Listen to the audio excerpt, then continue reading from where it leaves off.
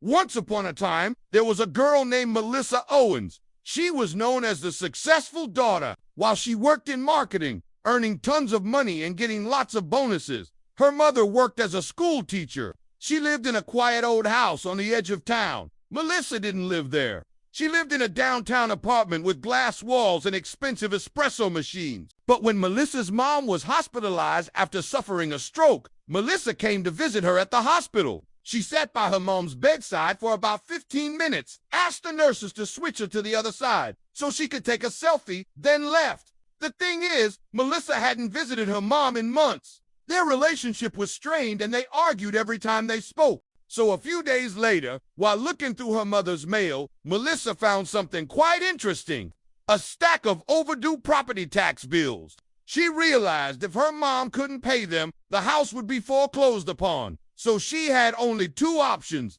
One, pay the taxes herself and save the house, or two, let the house go and live with the guilt forever. But here's the thing, Melissa never paid much attention to her mother's house. Sure, it was old and run down, but maybe with some renovations, it could become a great investment property.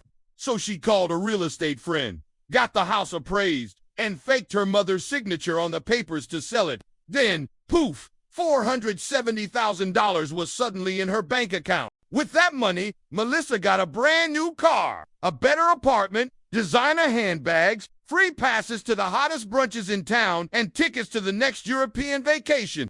All she had to do was keep it a secret from her mom. However, 2 days later, Melissa came home from the grocery store to a strange envelope on her kitchen counter. There was no return address on it, just her name. As she opened it up, she noticed the handwriting was elegant, yet familiar. And it was only then she realized it was her mom's handwriting. Inside the envelope was a letter that said, "Melissa, if you're reading this, then I already know what you've done. That house wasn't just wood and bricks. It was your father's last project. The attic still has the recording of your first words, and the tree in the backyard has our time capsule, the one you buried when you were 7. But more than that, I knew if you sold it, you'd be selling a piece of your soul too.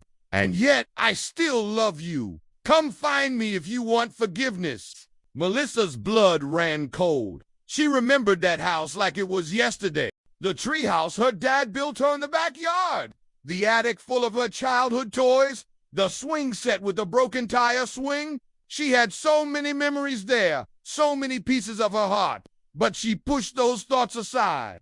After all, her mother probably didn't even remember those things. So she did what any rational person would do. She went online to see if the house was already sold, and sure enough, it was. Not only that, but it was already being renovated.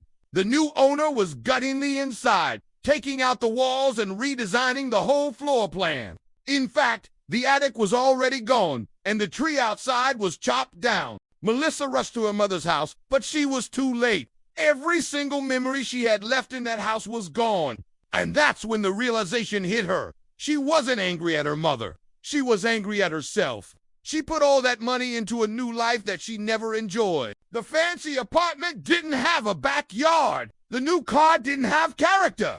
And none of her designer clothes made her feel special. In the end, Melissa had to swallow her pride and move back in with her mom. The house was empty and the memories were gone. But she learned a valuable lesson.